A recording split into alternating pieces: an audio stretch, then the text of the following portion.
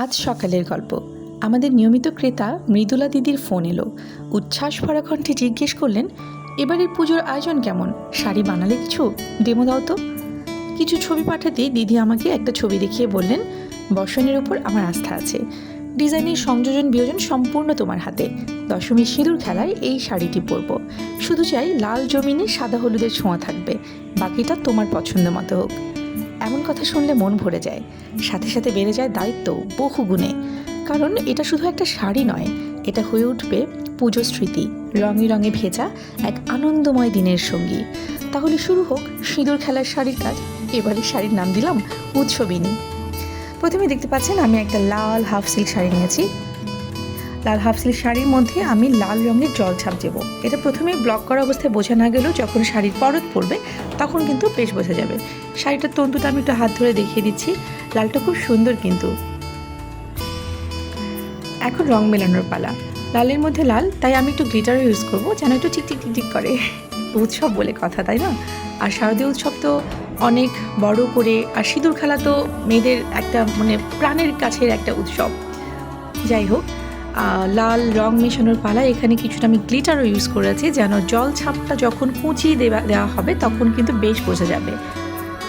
যদিও এখানে আমি যখন জল ছাপ দেবো তখন বোঝা যাচ্ছে না হয়তো, কারণ ব্লকের টেবিলের একটা কাজ আছে। কিন্তু দেখেন, এই যে জল ছাপে হালকা চিকচিক বিষয়টা আছে, আমি একটু ডাবল করে, যদিও কাঁচা আছে রংটা, তাই একটু হালকা করে আমি এটা বুঝিয়ে দিচ্ছি। দেখতেই পাচ্ছেন জলছাপগুলো কিন্তু যখন কুচি হবে তখন কিন্তু বেশ সুন্দর বোঝা যাবে। পুরো শাড়িতে একটা লাল জলছাপ দিচ্ছি আমি। শাড়িটার বর্ণনা দিয়ে দিই কী কী হবে। লাল হাফ সিল্ক শাড়ির জমিনে লাল রঙের জলছাপ, চিকন সাদা ও বাসন্তী হলুদের পাড় হবে। এই যে বাসন্তী রঙটা একবার বানিয়ে নিচ্ছি। তার উপরে লতানো পাতার নকশায় বাসন্তী হলুদের আলপনা ব্লক বসবে। ছড়ানো সাদা বাসন্তী ছোট ফুলের ব্লকে ভরা জমিন থাকবে, আর আঁচলে থাকবে আলপনার ছোঁয়া।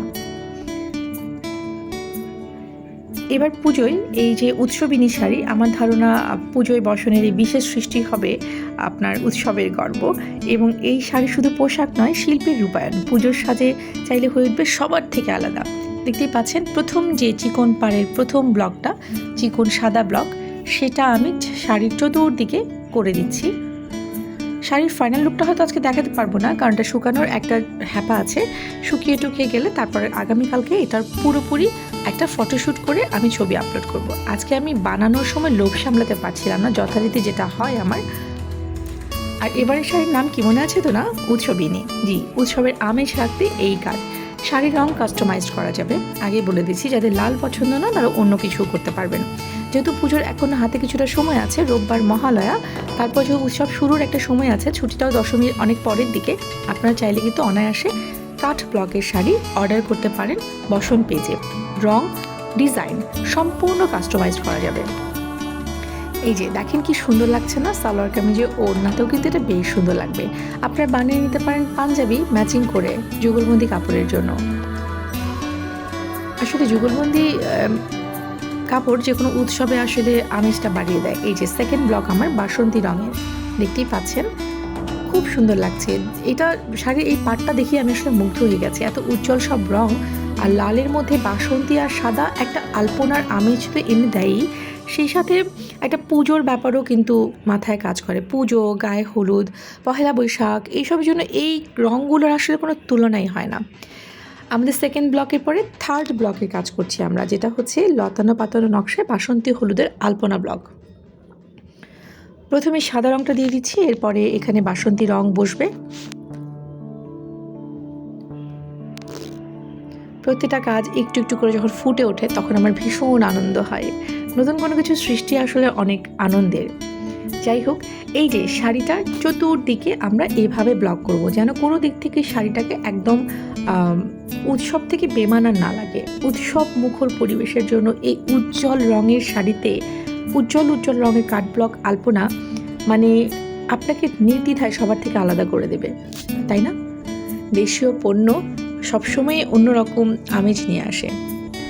আর তাছাড়া কথা কমফোর্টেবল, সহজে ম্যানেজেবল। তার চেয়েও বড় কথা, সারাদিন পরে থাকলেও এই শাড়িটা কুঁচকে যাবে না, যেটা হয় নর্মালি অন্যান্য শাড়িতে একটু সারাদিনের গরমে, উৎসবমুখর পরিবেশে, কাজে কর্মে, দৌড়ঝাঁপে একটু কুঁচকে যায়, একটু লেতিয়ে যায়। বাট এই শাড়িটা লেতাও যাবে না এবং কুঁচকেও যাবে না, সবসময় খুব পরিপাটি হয়ে থাকবে এবং সহজে ম্যানেজেবল, খুব সুন্দর।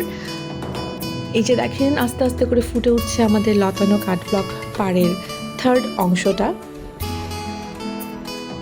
আমরা আঁচলটাকেও এই ব্লকটা দিয়ে সেপারেট করে দিব জমিন থেকে।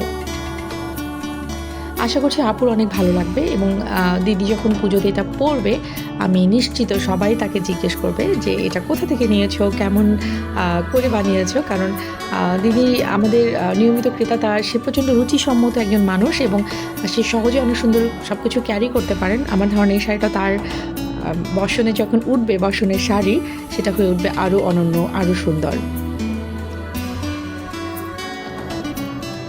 আমাদের আঁচলের যে বর্ডারটা আছে, যেটা জমিন থেকে আমি আলাদা করে ফেলছি, সেই ব্লকটা দেওয়ার পালা শেষ। এবার আমরা আঁচলের মাঝ বরাবর ওইটারই একটা স্কোয়ার সাইজের করে ডাবল ব্লক করে একটা ছক করে দিলাম।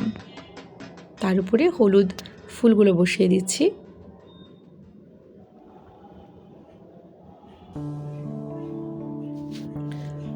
এগুলো কিন্তু রং কাস্টমাইজ করা যাবে। আমি আগেই বলেছি লাল শাড়ির পরিবর্তে অন্য কোনো রঙও নিতে পারবেন। সেই ক্ষেত্রে সাদা বাসন্তীর বদলে অন্য রঙও আপনারা ব্যবহার করে নিতে পারবেন, কোনো সমস্যা নেই। যে কোনো রং, যে কোনো ডিজাইন কাস্টমাইজ করা যাবে।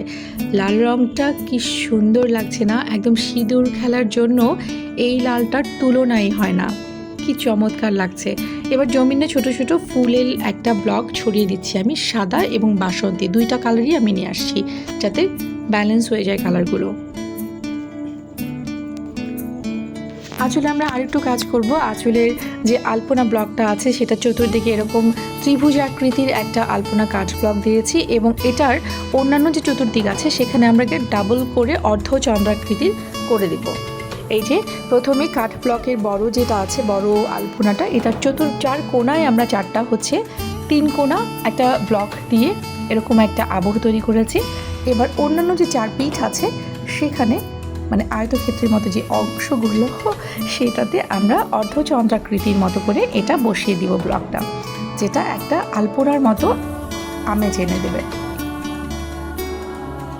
আমার শাড়ির কাজ অলমোস্ট শেষ, বাদবাকি জমিনে ছড়ানো ছিটানো ফুল হবে।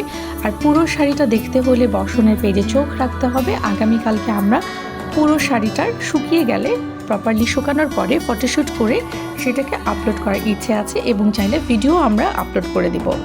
দেখতেই পাচ্ছেন আঁচলটা আস্তে আস্তে ফুটে উঠছে কি সুন্দর করে। আমার ধারণা এই জ্যামিতিক প্যাটার্নটাই শাড়িটাকে অনবদ্য একটা লুক এনে দেবে। সবচেয়ে বড় কথা, এই লতানো পাতানো পাটটা কিন্তু আমার বেশ লেগেছে। আর আমার যেটা হয় নর্মালি কোনো শাড়ি বানাতে গেলেই আমার সেটা দিয়ে জামা বানাতে ইচ্ছে করে, আবার জামা বানাতে গেলে সেটা দিয়ে শাড়ি বানাতে ইচ্ছে করে। আসলে কাজগুলি আসলে এরকম যে যারা যেটাতে কমফোর্টেবল, রং ডিজাইন তো মনের কাছের জিনিস। চাইলে কিন্তু আপনারা যারা যুগলবন্দি পোশাক নেবেন, তারা ফ্যামিলির অন্যান্য মেম্বার যারা সালোয়ার কামিজ পরতে পছন্দ করেন, তাদের জন্য একটা জামাতেও করে নিতে পারবেন। এই যে শাড়িটার মেইন লুক হচ্ছে এটা হবে। হলুদ ব্লকটা বাকি আছে আমার এখনও, হলুদ ব্লকটা যে দিয়ে দিচ্ছি আমরা, এটা পুরো জমিনে হয়ে যাবে। আপাতত এটা হচ্ছে আমার উৎসবিনীর কারখানা থেকে ভিডিও আমি আপলোড করছি, কোনো এডিট ছাড়াই। রং যা দেখছেন তাই আছে। আর আগামীকালকে আমরা এটার পুরো ভিডিও, পুরো ছবি নিয়ে আসবো আশা রাখি। ততক্ষণ পর্যন্ত বসনের সাথেই থাকুন, বসনের পাশেই থাকুন। আপনাদের পছন্দ, আপনাদের ভাবনা নিয়ে আমরা কাজ করি। ধন্যবাদ সবাইকে।